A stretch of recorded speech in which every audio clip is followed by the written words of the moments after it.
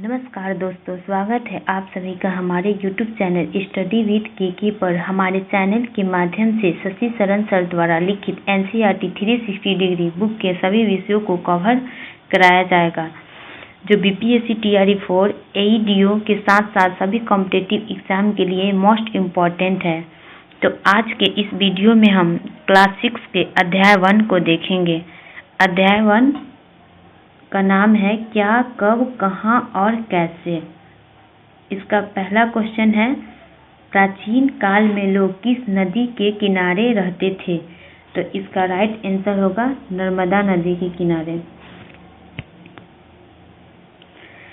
और इसका हम की पॉइंट्स देखते हैं कि लोग कहाँ रहते थे। मानचित्र 1 पृष्ठ 2 में नर्मदा नदी का पता लगाओ।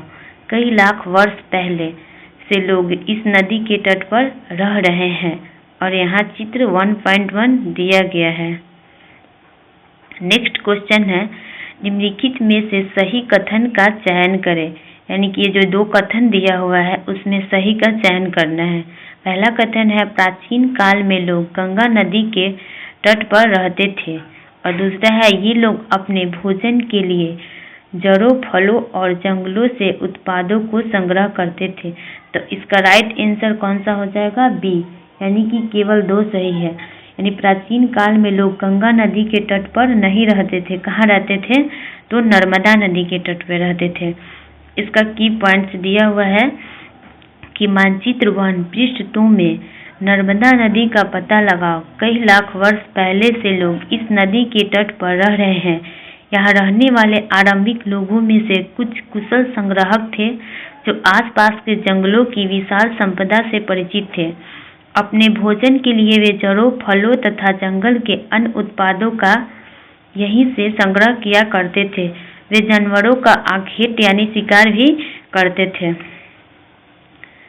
नेक्स्ट क्वेश्चन है हमारा, निम्नलिखित में से कौन से सुलेमान और किरथार पहाड़ियाँ स्थित है? तो कौन सा है? इसका राइट आंसर हो जाएगा बी, उत्तर पश्चिम। उत्तर पश्चिम में क्या है? सुलेमान और किरथर पहाड़ियाँ स्थित है। इसका हम की पॉइंट्स को देखते हैं।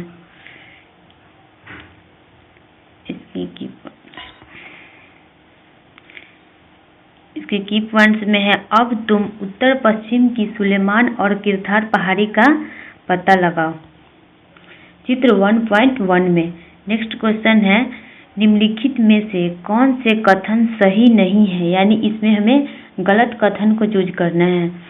पहला कथन है, स्त्री और पुरुषों ने सबसे पहले चावल को उपजाना प्रारंभ किए। जो क्या है? गलत है। स्त्री और पुरुषों ने सबसे पहले चावल नहीं, जौ और गेहूं को उपजाना प्रारंभ किए थे। दूसरा में उन्होंने भेड़, बकरी और गाय, बैल जैसे पशुओं को पालतू बनाया था। तो हमारा क्वेश्चन कह रहा है कि सही नहीं है, यानी गलत को चूज करना है। तो इसमें गलत कौन सा हो जाएगा? फर्स्ट किस ऑप्शन में है? तो ए ऑप्शन में है केवल 1, जो गलत है। अब हम इसका की पॉइंट्स को देख लेते हैं। अब तुम उत्तर पश्चिम की सुलेमान और किरथर पहाड़ियाँ का पता लगाओ। इसी क्षेत्र में कुछ ऐसे स्थान हैं जहाँ लगभग 8000 वर्ष पूर्व स्त्री पुरुषों ने सबसे पहले गेहूं तथा जौ जैसी फसलों को उपजाना आरंभ किया था। उन्होंने भेड़, बकरी और गाय, बैल जैसे पशुओं को पालतू बनाना शुरू किया। नेक्स्ट क्वेश्चन है हमारा, निम्नलिखित में से कृषि का विकास किस किस क्षेत्र में देखने को मिलता है? तो इसका राइट आंसर है ए, विंध्य क्षेत्र में क्या है? कृषि का विकास देखने को मिलता है। इसका की पॉइंट्स है, उत्तर पूर्व में गारो तथा मध्य भारत में विंध्य पहाड़ियों का पता लगा।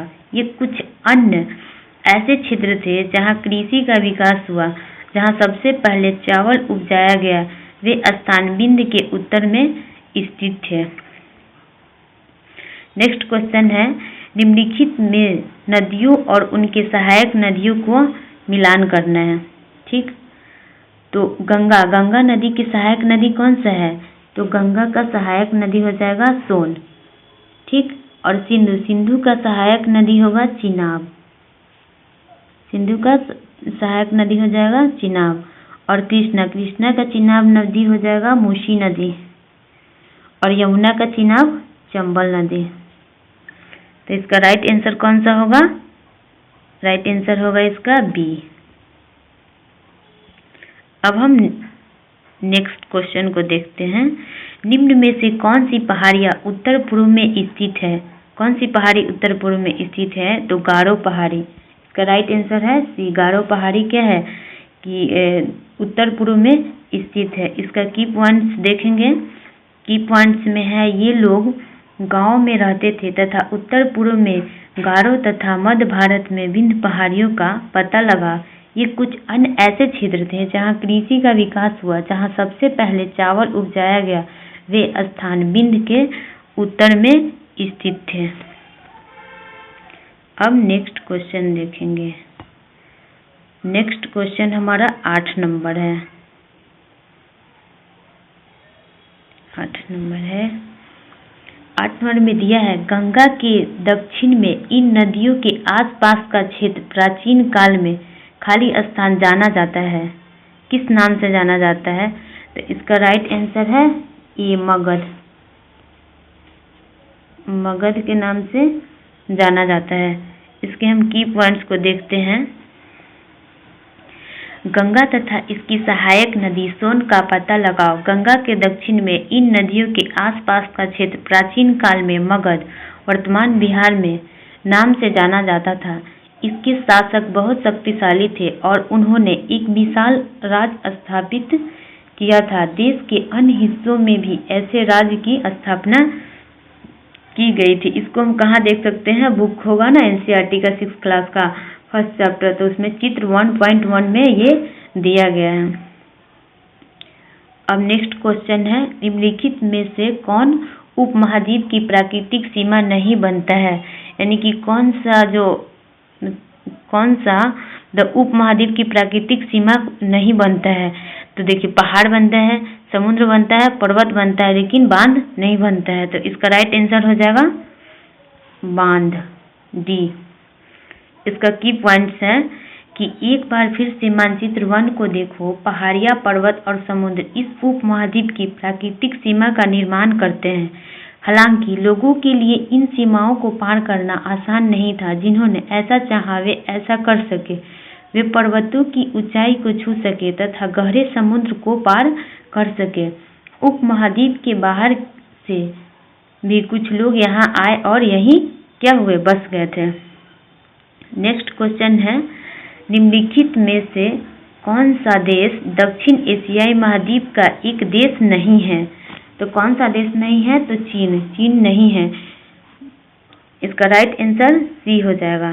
की पॉइंट से देखते हैं इसका। मानचित्र 1 दक्षिण एशिया। एशिया आधुनिक भारत, पाकिस्तान, बांग्लादेश, नेपाल, भूटान और श्रीलंका और अफगानिस्तान, ईरान, चीन तथा म्यांमार आदि पड़ोसी देशों को दर्शाता है। नेक्स्ट क्वेश्चन है निम्नलिखित में से सही कथन का चयन करें। यानी जो कथन दिया हुआ है 4 कथन, इनमें कौन सा सही है उसको चूज करना है। फर्स्ट में दिया है पहाड़ियाँ, पर्वत और समुद्र इस उपमहाद्वीप की प्राकृतिक सीमा का निर्माण करते हैं। क्या है? सही है। और दूसरा है समुद्र पहाड़ियों और पर्वतों से बटे होने के कारण इसे उपमहाद्वीप कहा जाता है। ये भी सही है। और प्राचीन काल के लोग पत्थर को तराशने, संगीत रचने और भोजन बनाने के तरीकों के बारे में एक दूसरे के विचारों को क्या अपनाते हैं? तो क्या है? ये भी सही है। एक दूसरे के विचार को ही अपनाते थे वो लोग। और चौथा में है कि गंगा के दक्षिण में इन नदियों के आसपास के क्षेत्र को प्राचीन काल में उज्जैनी कहा गया है, जो क्या है? गलत है। गंगा के दक्षिण में इन नदियों के आसपास के क्षेत्र को उज्जैनी नहीं कहा गया था। तो इसका राइट आंसर कौन सा हो जाएगा हमारा? इसका राइट आंसर है बी। इसका की पॉइंट्स को देख लेते हैं कि गंगा तथा इसकी सहायक नदी सोन का पता लगाओ। गंगा के दक्षिण में इन नदियों के आसपास का क्षेत्र प्राचीन काल में मगध यानी वर्तमान बिहार में नाम से जाना जाता था। इसके शासक बहुत शक्तिशाली थे और उन्होंने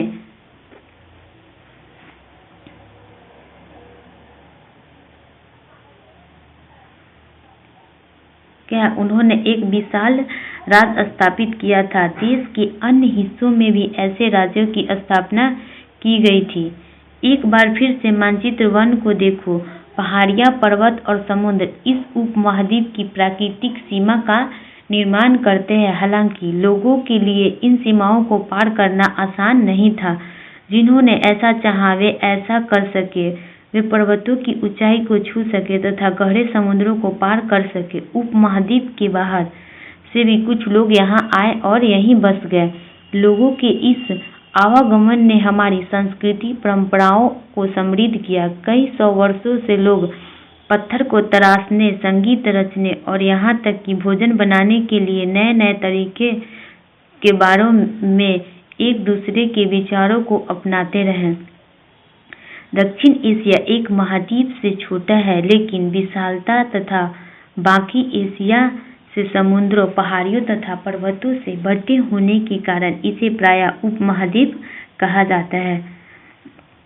अब हमारा नेक्स्ट क्वेश्चन है कि निम्नलिखित में इंडिया किस शब्द से निकलता है। एटलस से, भारत से, इंडोस से, इंड से। तो इसका राइट आंसर क्या होगा? इंड से। डी होगा इसका राइट आंसर। और इसके की पॉइंट्स को देखते हैं। अपने देश के लिए प्रायः इंडिया तथा भारत जैसे नामों का प्रयोग करते हैं। इंडिया शब्द इंडस से निकला है, जिसे संस्कृत में सिंधु कहा जाता है। अब नेक्स्ट क्वेश्चन है हमारा कि निम्नलिखित में से असत्य कथन को चयन करें। एक में दिया हुआ है इंडिया शब्द इंडस से निकलता है, जिसे संस्कृत में सिंधु कहा जाता है। ये क्या है? सही है कि इंडिया शब्द इंडस से निकला है और इसे हम संस्कृत में क्या कहते हैं? सिंधु कहते हैं। दूसरा है भारत नाम का प्रयोग उत्तर पश्चिम में रहने वाले लोगों के एक समूह के लिए किया जाता है। ये भी सही है। तीसरा में है कि पांडुलिपियां प्रायः ताड़पत्रों अथवा हिमालय क्षेत्र में उगने वाले भुर्ज नामक पेड़ की छाल से भोजपत्र पर लिखी मिलती है। ये भी सही है। चौथा में है ईरानियों और यूनानियों ने सिंधु नदी के पूर्व में स्थित भूमि प्रदेश को भारत कहा है, जो क्या है? गलत है। तो इसका राइट आंसर क्या हो जाएगा? केवल 4। केवल 4 क्या है? गलत है। बाकी वो तीनों सही था। ये इसका की पॉइंट्स है। अपने देश के लिए हम प्रायः इंडिया तथा भारत जैसे नामों का प्रयोग करते हैं। इंडिया शब्द इंडस से निकला है, जिसे संस्कृत में सिंधु कहा जाता है। अपने एटलस में ईरान और यूनान का पता लगाओ। लगभग 2500 वर्ष पूर्व उत्तर पश्चिम की ओर से आने वाले ईरानियों और यूनानियों ने सिंधु को हिंदोस और इंदोस इस नदी के पूर्व में स्थित भूमि प्रदेश को इंडिया कहा। भारत नाम का प्रयोग उत्तर पश्चिम में रहने वाले लोगों के एक समूह के लिए किया जाता था। इस समूह का उल्लेख संस्कृत की आरंभिक यानी लगभग 3500 वर्ष पुरानी कृति ऋग्वेद में भी मिलता है। बाद में इसका प्रयोग देश के लिए होने लगा। अतीत की जानकारी हम कई तरह से प्राप्त कर सकते हैं। इनमें से एक तरीका अतीत में लिखी गई पुस्तकों को ढूंढना और पढ़ना है। ये पुस्तकें हाथ से लिखी होने के कारण पांडुलिपि कही जाती है। अंग्रेजी में पांडुलिपि के लिए एक प्रयुक्त होने वाला मैन्युस्क्रिप्ट शब्द, जो क्या है? लैटिन शब्द मेनू है, जिसका अर्थ हाथ है, से निकला है। ये पांडुलिपियां प्रायः ताड़पत्रों अथवा हिमालय क्षेत्र में उगने वाले भुर्ज नामक पेड़ की छाल से विशेष तरीके से तैयार भोजपत्र पर लिखी मिलती है।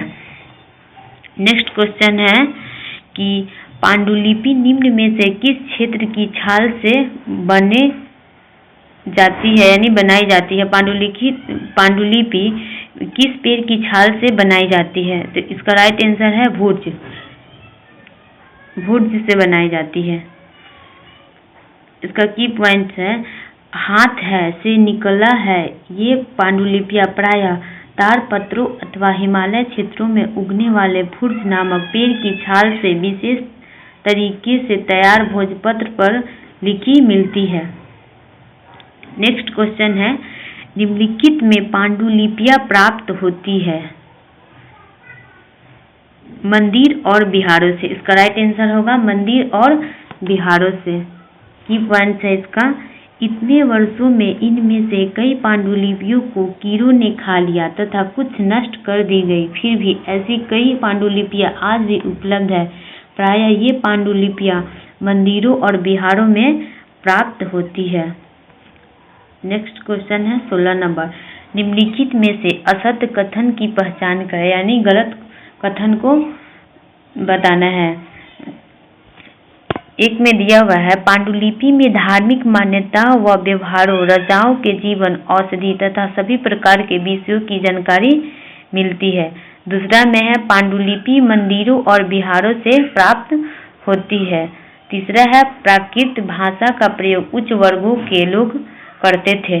इसमें हमारा क्या कहा, असत्य कथन को चूज करना है, तो आंसर बी, यानी कि केवल तीन गलत है। 3 में क्या, प्राकृत भाषा का प्रयोग उच्च वर्गों के लोग ही करते थे, ये गलत है। बाकी बात वो दोनों पॉइंट सही है। पांडुलिपि मंदिरों और बिहारों से प्राप्त होती थी, ये भी सही है। पांडुलिपि में धार्मिक मान्यताओं व व्यवहारों, राजाओं के जीवन, औषधि तथा सभी प्रकार के विषयों की जानकारी भी मिलती थी। इसके की पॉइंट्स को देखेंगे, इतने वर्षों में इनमें से कई पांडुलिपियों को कीड़ों ने खा लिया तथा कुछ नष्ट कर दी गई, फिर भी ऐसी कई पांडुलिपियां आज भी उपलब्ध है। प्रायः ये पांडुलिपियां मंदिरों और बिहारों में प्राप्त होती है। इस पुस्तकों में धार्मिक मान्यताओं व व्यवहारों, राजाओं के जीवन, औषधियों तथा विज्ञान आदि सभी प्रकार के विषयों की चर्चा मिलती है। इसके अतिरिक्त हमारे यहाँ महाकाव्य, कविताएं तथा नाटक भी है। इनमें से कई संस्कृत में लिखे हुए मिलते हैं, जबकि अन्य प्राकृत और तमिल में है। प्राकृत भाषा का प्रयोग आम लोग करते थे। ठीक है, अब नेक्स्ट क्वेश्चन है हमारा 17, अतीत में बनी वस्तुओं का अध्ययन करने वाला व्यक्ति खाली स्थान कहलाता है। क्या कहलाता है, तो पुरातत्वविद कहलाता है, यानी पुरातत्वविद कहलाता है।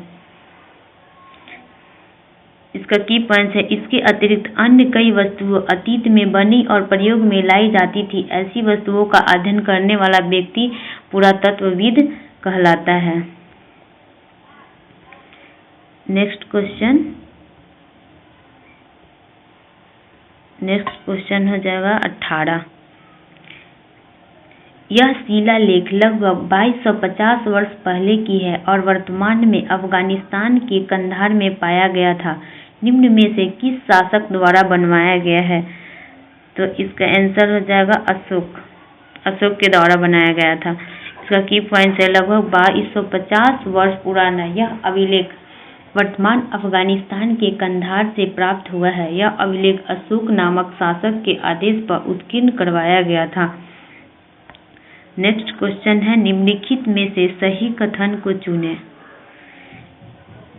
कथन 1 में दिया हुआ, प्राचीन काल में पशुपालकों अथवा कृषकों का जीवन राजाओं तथा रानियों के जीवन से बहुत क्या भिन्न था।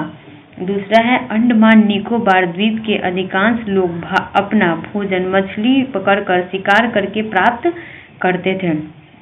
तीसरा है, ईसा मसीह के जन्म के बाद सभी तिथियां ईसा पूर्व के रूप में जानी जाती है। और चौथा है, शहरों में रहने वाले लोग खाद्य आपूर्ति के लिए अन्य व्यक्तियों पर निर्भर रहते हैं। और हमारा क्वेश्चन क्या कहेगा, सही कथन को चूज करने के लिए, तो इसका राइट आंसर हो जाएगा सी, यानी कि सही है कौन, 1, 2 और चौथा है। तीसरा गलत है, ईसा मसीह के जन्म के बाद सभी तिथियां ईसा पूर्व के रूप में जानी जाती है। नहीं, जन्म के बाद तो ईसवी से जानते थे, जन्म के पहले को हम ईसा पूर्व कहते हैं, जो इसमें ये गलत दिया हुआ है। तो सही कौन कौन सा हो जाएगा, फर्स्ट, सेकेंड और फोर्थ। इसका की पॉइंट्स को देख लेते हैं। क्या तुमने इस पुस्तक के शीर्षक हमारे अतीत पर ध्यान दिया है। यहाँ अतीत शब्द का प्रयोग बहुवचन के रूप में किया गया है।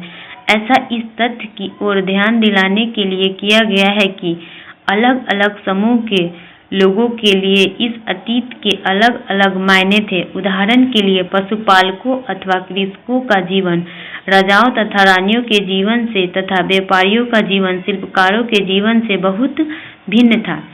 जैसा कि हम आज भी देखते हैं, उस समय भी देश के अलग अलग हिस्सों में लोग अलग अलग व्यवहारों और रीति रिवाजों का पालन करते थे। उदाहरण के लिए आज अंडमान द्वीप के अधिकांश लोग अपना भोजन मछलियां पकड़कर, शिकार करके तथा फल फूल के संग्रह द्वारा प्राप्त करते हैं। इसके विपरीत शहरों में रहने वाले लोग खाद्य आपूर्ति के लिए अन्य व्यक्तियों पर निर्भर करते हैं। इस तरह के भेद अतीत में भी विद्यमान थे। माह वर्ष जैसे 2000 या इसी तरह का कोई और वर्ष बताओगी। वर्ष की यह गणना ईसाई धर्म प्रवर्तक ईसा मसीह के जन्म की तिथि से की जाती है। अतः 2000 वर्ष कहने का तात्पर्य ईसा मसीह के जन्म के 2000 वर्ष के बाद से है। ईसा मसीह के जन्म के पूर्व की सभी तिथियां ईसा पूर्व यानी ईसा से पहले के रूप में जानी जाती है। इस पुस्तक में हम 2000 को अपना आरंभिक बिंदु मानते हुए वर्तमान से पूर्व की तिथियों का उल्लेख करेंगे। क्वेश्चन यहीं तक था। अगर आप लोगों को यह वीडियो अच्छी लगी हो तो लाइक, शेयर और सब्सक्राइब जरूर कीजिएगा। Thank you.